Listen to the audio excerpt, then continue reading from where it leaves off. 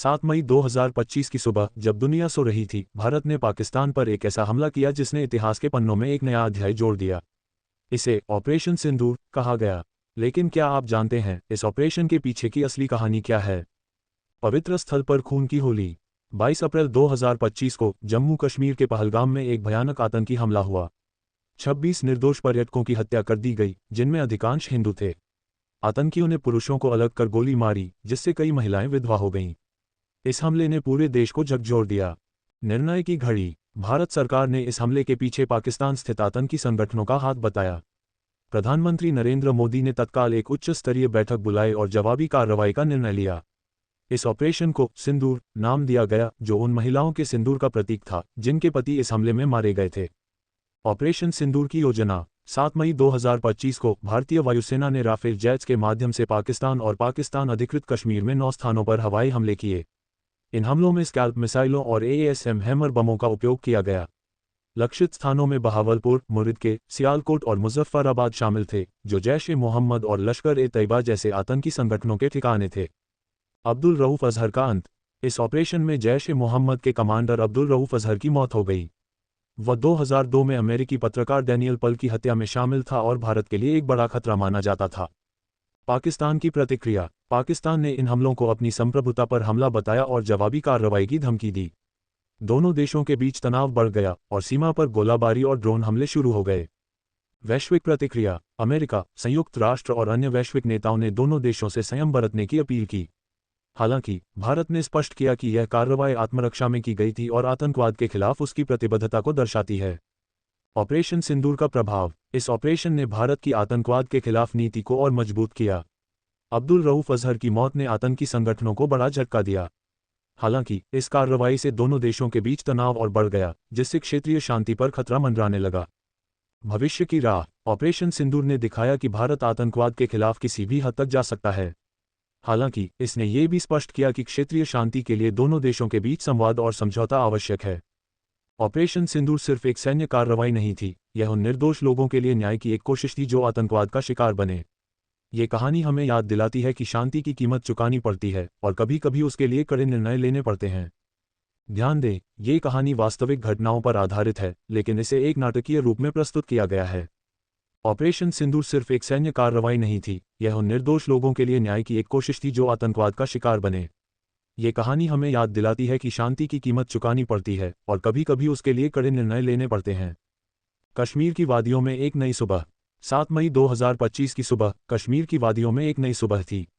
लेकिन ये सुबह सामान्य नहीं थी। आसमान में भारतीय वायुसेना के राफेल जेट्स की गड़गड़ाहट गूंज रही थी। ऑपरेशन सिंदूर का आगाज हो चुका था। भारतीय वायुसेना ने 24 मिसाइलें दागीं, जो पाकिस्तान और पाकिस्तान अधिकृत कश्मीर के 9 ठिकानों पर गिरीं। इन ठिकानों में बहावलपुर और मुरिदके जैसे स्थान शामिल थे, जो जैश-ए-मोहम्मद और लश्कर-ए-तैयबा जैसे आतंकी संगठनों के गढ़ माने जाते हैं। आतंक के खिलाफ निर्णायक प्रहार। इस ऑपरेशन का मुख्य उद्देश्य था उन आतंकी ठिकानों को नष्ट करना जो भारत में हमलों की योजना बना रहे थे। भारतीय खुफिया एजेंसियों के अनुसार इन ठिकानों से भारत में कई आतंकी हमलों की योजना बनाई गई थी। ऑपरेशन सिंदूर के दौरान भारतीय वायुसेना ने स्कैल्प मिसाइलों और AASM हैमर बमों का उपयोग किया। इन अत्याधुनिक हथियारों के माध्यम से आतंकी ठिकानों को सटीकता से निशाना बनाया गया। पाकिस्तान की प्रतिक्रिया और बढ़ता तनाव। पाकिस्तान ने इन हमलों को अपनी संप्रभुता पर हमला बताया और जवाबी कार्रवाई की धमकी दी। पाकिस्तान की सेना ने दावा किया कि उन्होंने भारतीय वायुसेना के कई जेट्स को मार गिराया। हालांकि भारत ने इन दावों का खंडन किया। दोनों देशों के बीच तनाव बढ़ता गया। सीमा पर गोलीबारी और ड्रोन हमले शुरू हो गए।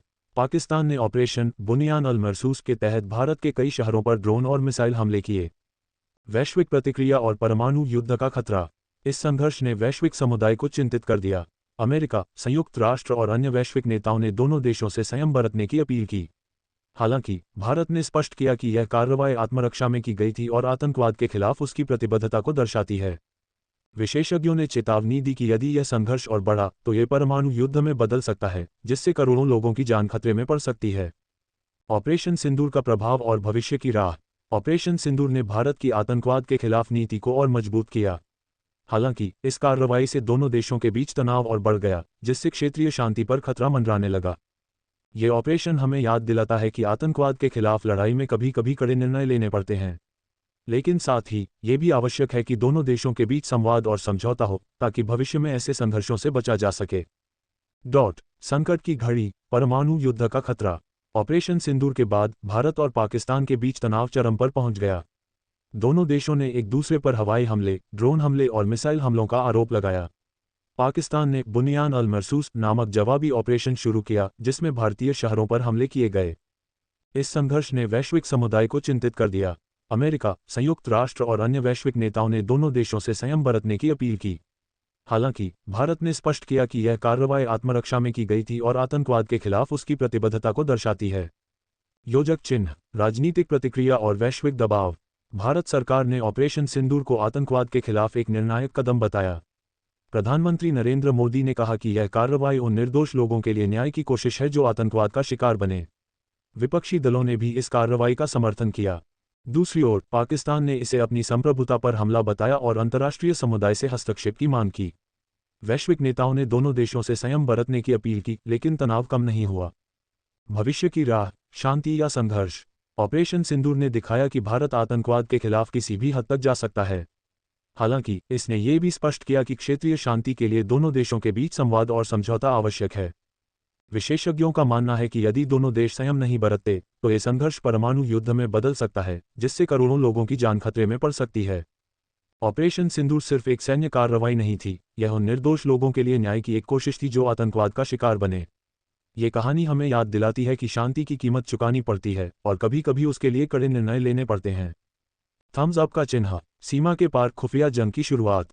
दिल्ली के एक अति गोपनीय बंकर में प्रधानमंत्री कार्यालय के नीचे एक ऑपरेशन रूम में भारत की शीर्ष सुरक्षा एजेंसियों के प्रमुख बैठे थे।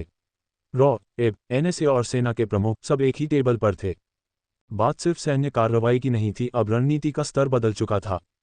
के एक अधिकारी ने खुलासा किया कि पाकिस्तान की सैन्य खुफिया एजेंसी इसी अब भारत के भीतर स्लीपर सेल्स को एक्टिवेट कर रही है। आतंकी सिर्फ बॉर्डर पार से नहीं, देश के अंदर से भी हमले कर सकते हैं। एनएसए अजीत डोभाल ने कहा, ग्रेटर दैन, अब वक्त आ गया है कि हम सिर्फ बम से नहीं, दिमाग से लड़ाई लड़ें। ऑपरेशन रक्तरेखा एक गुप्त मिशन। ने पाकिस्तान अधिकृत कश्मीर में एक गुप्त मिशन शुरू किया, कोड नाम ऑपरेशन रक्तरेखा। इस ऑपरेशन का मकसद था आतंक के मास्टरमाइंड को जड़ से खत्म करना। 3 भारतीय एजेंट फर्जी पहचान के साथ पॉक में घुसे, एक पत्रकार बनकर, एक एनजीओ कार्यकर्ता बनकर और तीसरा एक लोकल कश्मीरी गाइड के रूप में। उनकी रिपोर्ट्स चौंकाने वाली थीं। बालाकोट, मुरिदके और बहावलपुर में न केवल आतंकी ठिकाने फिर से बन रहे थे, बल्कि चीन और तुर्की से नए हथियार भी आ रहे थे। भारत को अब केवल जवाब देना था और वह जवाब था एक अघोषित साइबर वॉर। डिजिटल महायुद्ध, जब इंटरनेट बना युद्धभूमि। 15 मई 2025 भारत ने एक अघोषित साइबर हमला शुरू किया। पाकिस्तान की बैंकिंग व्यवस्था, रेलवे नेटवर्क और न्यूज ब्रॉडकास्टिंग सिस्टम एक एक करके डाउन होने लगे। पाकिस्तानी जनता को लगा कि ये शायद बिजली की दिक्कतें हैं, लेकिन हकीकत ये थी कि की साइबर विंग ने पाकिस्तान के डिजिटल सिस्टम को पनगु बना दिया था। दूसरी ओर पाकिस्तान ने भी जवाबी हमला किया, लेकिन भारत की नई क्वांटम साइबर शील्ड ने सभी प्रयासों को विफल कर दिया। अब लड़ाई सीमा पर नहीं थी, बल्कि तकनीक के पर्दे में छिपी थी, खामोश लेकिन घातक। मानवता की आवाज, जंग के बीच इंसानियत। इस बीच कश्मीर के एक छोटे से गांव में एक 10 साल का बच्चा अब्बास, जो बालाकोट हमले में घायल हो गया था, दिल्ली के एक अस्पताल में भर्ती था। वो पाकिस्तान का था, लेकिन उसकी जान बचाई थी एक भारतीय सैनिक ने।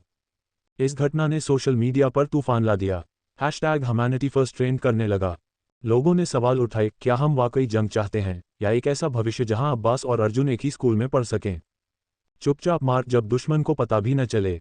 के एजेंटों ने अब HVTS हाई वैल्यू टारगेट्स की लिस्ट तैयार की।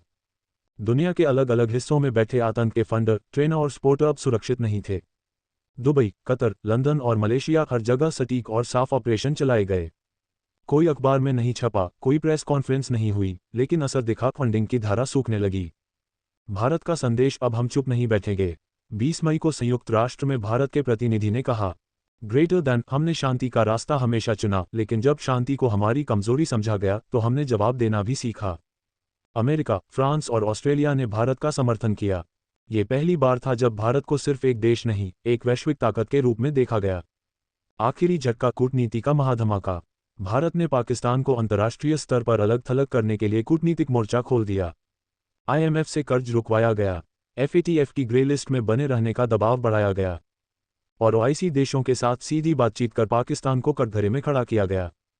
22 मई को पाकिस्तान की संसद में पहली बार बहस छिड़ी। ग्रेटर दैन, क्या हमें आतंक के रास्ते से पीछे नहीं हट जाना चाहिए?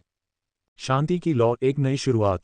28 मई 2025 दोनों देशों के पीछे पर्दे के राजनयिक बातचीत शुरू हुई। भले ही आधिकारिक तौर पर कोई शांति समझौता नहीं हुआ, लेकिन पहली बार एलओसी पर 72 घंटे तक एक भी गोली नहीं चली।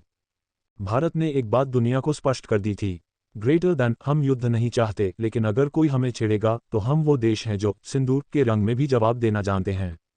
बिल्कुल, इस बार की कहानी को मैं ज़्यादा बड़ा, डिटेल्ड और इमोशनल बना रहा हूं, ताकि आप इसे सीधे अपनी वीडियो में जोड़ सको और इसकी लंबाई 15 जोड़ मिनट की बन सके।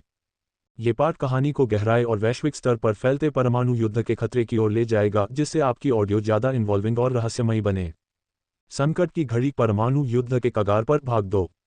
पिछले भाग की अंतिम पंक्तियां दोहराते हुए भारत ने एक बात दुनिया को स्पष्ट कर दी थी, ग्रेटर दैन, हम युद्ध नहीं चाहते, लेकिन अगर कोई हमें छेड़ेगा तो हम वो देश हैं जो सिंदूर के रंग में भी जवाब देना जानते हैं।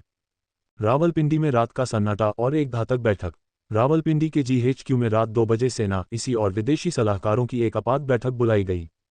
इसी चीफ ने साफ कहा, ग्रेटर दैन, भारत ने सिर्फ हमारे सिस्टम को हिलाया नहीं, हमारी साख को भी मिट्टी में मिला दिया है। अब अगर हमने कुछ बड़ा नहीं किया तो पाकिस्तान में सरकार बचाना मुश्किल होगा। एक प्रस्ताव रखा गया, टैक्टिकल न्यूक्लियर शॉक, अर्थात एक सीमित परमाणु हमला एलओसी के पास एक क्षेत्र में, ताकि संदेश दिया जा सके कि पाकिस्तान अब भी खतरनाक है। भारत की सतर्कता, रडार पर उठती रेड लाइनें। अगले ही दिन भारत के आंध्र प्रदेश स्थित सैटेलाइट इंटेलिजेंस स्टेशन पर अलार्म बजा। बालूचिस्तान की एक गुप्त न्यूक्लियर साइट में हलचल थी। पीएमओ को तुरंत सूचित किया गया। एनएसए अजीत डोभाल और सीडीएस जनरल अनिल चौहान ने तुरंत कोड सूर्या एक्टिवेट कर दिया।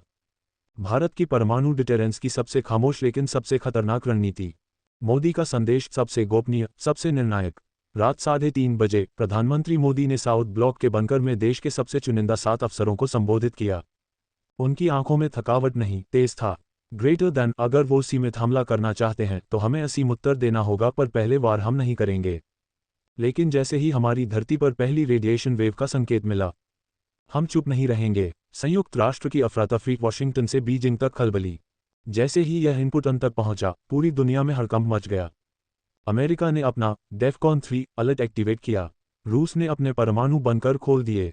चीन ने भारत और पाकिस्तान दोनों से अपील की कि युद्ध की जगह बातचीत को प्राथमिकता दें। लेकिन वक्त अब किसी की सुनने का नहीं था। दोनों देश अब रॉकेट लॉन्चर्स के पास खड़े थे। भारत की खुफिया चाल, दुश्मन के भीतर की बगावत। रॉ ने पाकिस्तान के भीतर ऑपरेशन सूफियाना शुरू किया, एक साइकोलॉजिकल ऑपरेशन जो सेना और जनता के बीच अविश्वास पैदा करता था। कराची, लाहौर और पेशावर में अचानक विरोध प्रदर्शन होने लगे। हमें जंग नहीं चाहिए, हम मोहरा नहीं बनेंगे। इसी हैरान रह गई उनके ही लोग सवाल करने लगे। परमाणु हमले से ठीक पहले दिल्ली और इस्लामाबाद के बीच एक अज्ञात कॉल। 27 मई की रात भारत की मिसाइल डिफेंस सिस्टम पृथ्वी शील्ड को अलर्ट पर रखा गया। पर उसी वक्त इस्लामाबाद से एक अज्ञात डिप्लोमेटिक चैनल के जरिए भारत को संदेश आया, ग्रेटर दैन, हम बातचीत चाहते हैं, लेकिन हमारी सेना अब नियंत्रण से बाहर होती जा रही है। इस संदेश से दिल्ली को 2 बातें समझ आईं। 1. पाकिस्तान की सरकार अब पूरी तरह इसी के कब्जे में नहीं। 2. भारत को कुछ ऐसा करना होगा जिससे पाकिस्तान खुद पीछे हटे, बिना किसी सीधी जंग के। ऑपरेशन त्रिनेत्र, आखिरी कूटनीतिक प्रहार। भारत ने एक नया ऑपरेशन लॉन्च किया, ऑपरेशन त्रिनेत्र। इसका मकसद था पाकिस्तान के 3 मुख्य जनरल्स की निजी काली कमाई, विदेशी संपत्तियों और आतंक से जुड़ाव के सबूत एक साथ उजागर करना।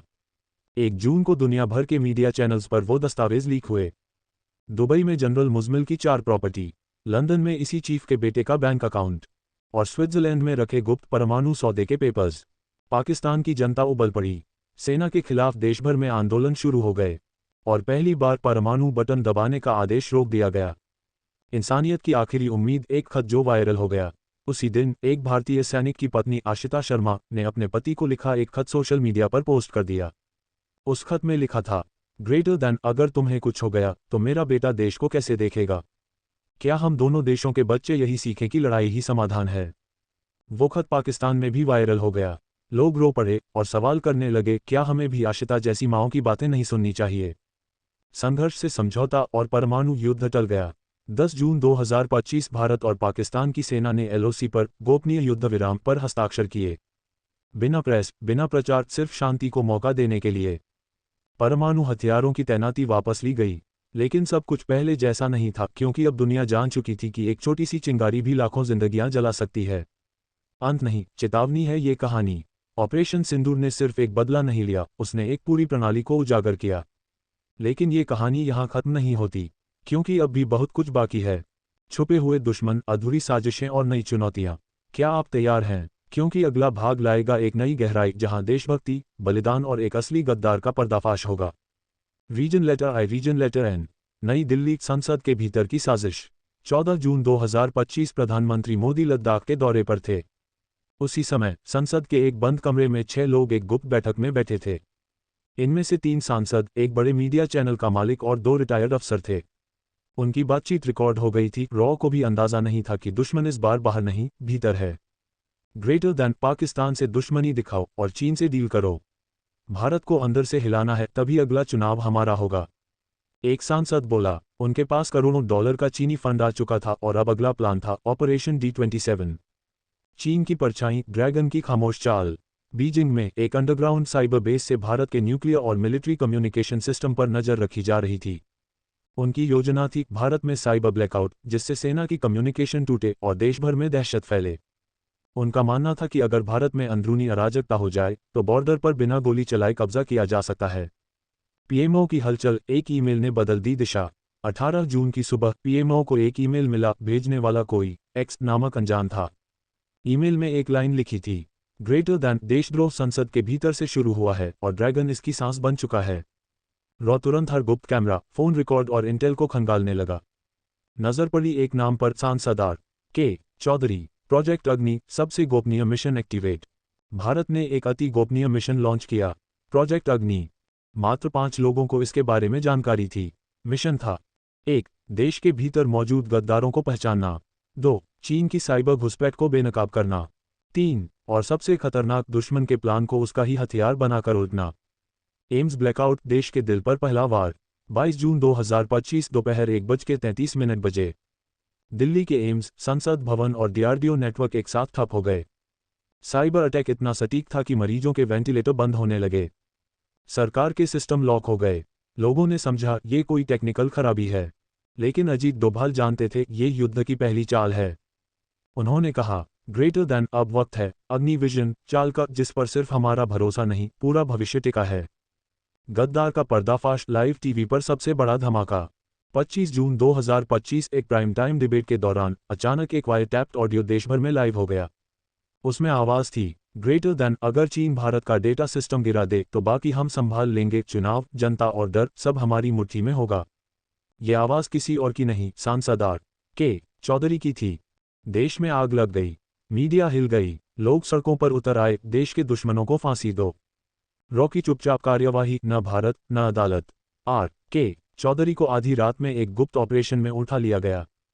उन्हें न कोर्ट में पेश किया गया, न मीडिया को बताया गया, क्योंकि भारत अब सिर्फ दिखावे की लड़ाई नहीं, अदृश्य युद्ध लड़ रहा था।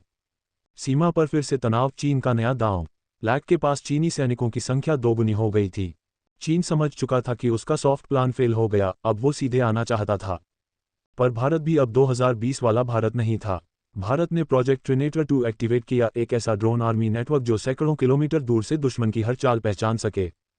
सबसे बड़ी तैयारी, मां के हाथों का रक्षा सूत्र।